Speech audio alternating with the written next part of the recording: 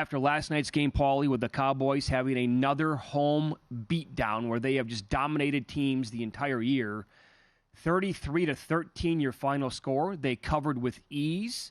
The game stayed under the total. And as we sit here right now, the Cowboys are currently on top of the NFC East, and they are the 2 seed in the NFC. Their schedule is difficult from here on out, and it kind of flips for Philadelphia, where they have finally gotten past. They still have to play at Seattle on Monday night, but it now eases up a little bit. And I'll tell you what, the Eagles need a bye week right now. And there's a good chance now, forget about it, because they're not going to get one before the playoffs start. Obviously, and going into the playoffs either, because they're not going to get the 1 seed. No, it's been ugly. And certainly defensively, it's a debacle. You've allowed 34, 42, and 33 points the last few games. You're down to 350 to win the division. The only saving grace is the schedule. It's a must-win Monday night at Seattle. It is for Seattle, too. But still, you're in position to get the 1 or the 2 seed if you win that game, because you have the Giants twice and then Arizona. But the defense has been horrible. You don't score any points on offense in the second half. Great job by the Dallas defense. And this is definitely cause for concern and time to worry in Philadelphia. As we've talked about for a month, yeah, you're winning games, but it doesn't look good. It's not, you survive in advance, but it's not the same team. Yeah. You're just getting by here, and I know Hurts is banged up, but there's issues offensively, and they can't stop anything right now. How about last night on the telecast for Collinsworth and Tirico to bring that up? I didn't realize that. But the Cowboys, when they scored on their first 4 drives last night, I never even thought about it. I do remember this happening last week because the Niners scored on their final 6 drives. The Eagles allowed points defensively on 10 consecutive drives. Man. I mean, that's how – I mean, I get it. Yeah. They're playing elite competition here, but this is not close to the same team from last year. Yep. And the offense looks like, I mean, it's just – I mean, it's a chore to go out there now and, like, move the ball, sustain long drives, and score a bunch of points when they just had to, pull off that amazing comeback at home against the Bills 2 weeks ago, and all the talk was this team doesn't lose games. Yep. If you don't hit anything deep to A.J. Brown, then what do you have right now? I'm not sure. That's right. So you also have, how about Aubrey? I mean, the last time we saw the Cowboys in a big game, they had Maher, and he had the yips, and he couldn't even make an extra point. I know. And now you got this guy who hasn't missed a kick, and he's hitting 59, 60 field goals like it's nothing. 2 in 1 game. Yeah. They're automatic. This guy's, what a weapon this guy is. As soon as the ball leaves his foot, that thing is good from like 70 the way it looks, right down the middle, every single time laser beam, right? He is going to be a factor in the playoffs. Mm-hmm. I mean, I don't want to jinx the kid. He hasn't missed, which is just unfathomable at this point of the season. But do you not have to look at him like Justin Tucker 2.0 here and say that, well, okay, pretty much no matter who they play in the playoffs, you can give them the kicking edge here, the special teams edge, because this guy's automatic. Yep, and it's time to take him seriously and talk about a Super Bowl contender here. I mean, I know the 42-10 and what happened against San Francisco, but Dak's been great. That's 15 in a row at home. And the weird thing is if they don't win the division, they're going to go to the winner of the NFC South, and they'll be laying double digits. That travesty of a division. But this has just been dynamite how they're playing here. And Dak at DraftKings is now the favorite to win the MVP. He is plus 160. What do you make of that? Now ahead, I got to go Purdy. I think Purdy should be the favorite. Dak's been great, but also you have to factor in what happened early on. But for Dak to jump Purdy, and Purdy puts up those kind of numbers, I found odd. Purdy had his career high in passing yards yesterday. The INT was not his fault. He made some absolutely gorgeous throws. They rolled again. Nothing against Dak, but if Brock Purdy was a shortest shot on the board before the games yesterday, and he played like that, now Dak surpassed him? I don't understand that at all. Now, again, this is going to come down to the 1 or the 2 seed. Right now, Cowboys sitting at the 2, but if they fall back, losing 1 or more of these games coming up, they're going to be the 5. Right. And then I don't think Dak's going to... And again, what's the head-to-head mean?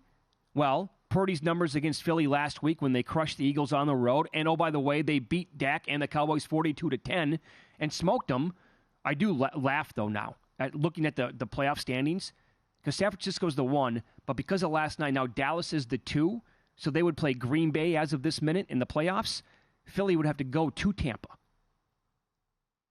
That flipped because it was going to be Dallas at Atlanta before the games yesterday in the 4-5 spot. That's right, yeah. That's wild. But then you have, as you mentioned, they go to Buffalo. They go to Miami, and they host Detroit on a Saturday. So this is going to determine, 1-2 seed MVP and all that. Yeah. Because Dallas has such a difficult schedule, and Philly has cupcakes after the Seattle game. No, they're rolling right now. I'll tell you this. I mean, if the Cowboys could somehow pull off the 1 seed, I mean, the way that they've played at home so far this year, I'm not going to say that, they're like Romo has been saying all year, nobody's going to Baltimore and winning in January. I'm not going to sit here and tell you nobody's going to go to Dallas and win in January. But that'd be huge if they could pull it. They're not going to, but... Well, can you see the 49ers losing, though? No. You have Baltimore at home on Christmas, but this is just a machine offensively. Yeah. So good. Here comes McCaffrey. I mean, we'll get to it coming up and win-lose. You got Debo who goes nuts. McCaffrey leads in rushing yards, and Purdy leads in passing yards.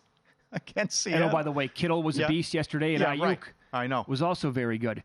So now the Cowboys' opponent this weekend coming up will be the Bills in Buffalo. Now, this number, the look ahead and like the opener quickly last night before it was pulled before the game was like Buffalo around 2.5.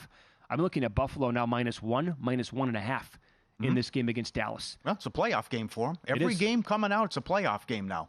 So, great job yesterday. Again, questionable play calling. I don't know why you're throwing the ball there. You need to chew clock. I don't know why you're throwing first and second down.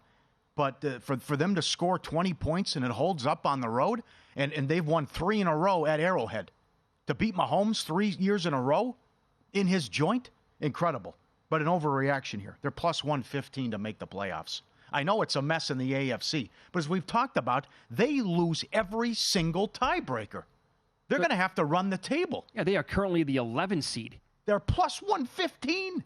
Maybe it's just I don't want any more Buffalo money. I don't know what it is. Maybe it's like the Dan Campbell thing for Coach of the Year. But look at this. They lost to the Bengals. They lost to the Broncos. They're behind the Texans. They're behind all these teams. So even though they're 7-6 and everyone's bunched up, you nailed it. They're the 11 seed, so you got to play Dallas. You have to go to Miami. Miami could be playing for the 1 seed. I will take Buffalo in that game if it means winning in. But they lose every single tiebreaker here. So to go from 5-1 to plus 115, now they got help. But, Steelers play the Colts. Someone gets a win Saturday. Denver's got a very easy schedule. We'll check on Stroud as the Texans keep losing people and injuries. The Browning story's fantastic, but they're up against it. They can do it, but it's the ultimate what could have been season. I mean, how many games did they blow? They should have 10 wins easy right now. And I got to tell you, the way that Josh Allen played yesterday, some of the plays that he was making, I mean, the throw is going to be talked about to Latavius Murray for a long, long time. I mean, the way that he's going over to the sideline. Oh, never seen that before. He has absolutely no chance to make anything happen. I mean, he kind of goes back across his body, lobs it up, and he hits Murray perfectly. And then Murray, it was a catch, and then he fumbled. And what the hell's going to happen after that? That was such a monstrous play. Some of the running that he did yesterday in that game, that touchdown, I think he carried like 4 Chiefs defenders like 5 yards into the end zone. He would not be denied yesterday. And then it came down. I mean, what a play by Kelsey to recognize Tony was going to be open. Phenomenal awareness out there. They take the lead. And then it's a poor look from Mahomes afterwards because he's absolutely, and I like Patrick Mahomes a lot. Kelsey's the guy who's insufferable. But Mahomes is complaining the entire time in the way that he erupted on the sideline, and then Andy Reid the same thing. That's 25. Andy Reid as a head coach has had more than 25,000 offensive plays in his career. First time he's ever had somebody line up offsides offensively. First time in his career. But they've called it 12 times this year. It was the definition of offsides. What are you complaining about? Chiefs fatigue, man. They are tough to take. Now, that's a bad look for Kansas City. Andy Reid saying it's embarrassing for the league. It's a blatant penalty. I mean, Tony's looking right at the ball. Yeah. Come on.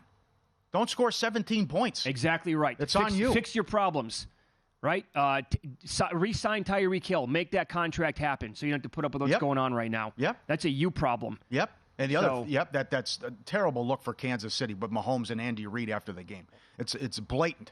It's obvious what Tony was. It's 100% a penalty. Come on. The other thing is, could be too little, too late. Why did they wait so long to get Allen involved in the rushing attack and use him as beast mode and let him run? I mean, they're going to miss the playoffs because let's just save him for the playoffs. You're not going to make it. Yep. Because he's such a weapon when he can take off and run. So it's looking more. I mean, the Chiefs to get the 1 seed now are really up against it. Oh, can't happen. Can't happen now. And so this is amazing though. So for the first time in his career, Mahomes is going to have to play a road playoff game. Mm-hmm. You believe that? No, that's insane. That's stunning. But again, we've talked about it all year. Well, just wait, they're going to fix it. Well, they can't fix it. Well, they scored 17 points again. Visit VSiN.com to get current odds, listen for free, find showtimes, and download VSiN sports betting podcasts.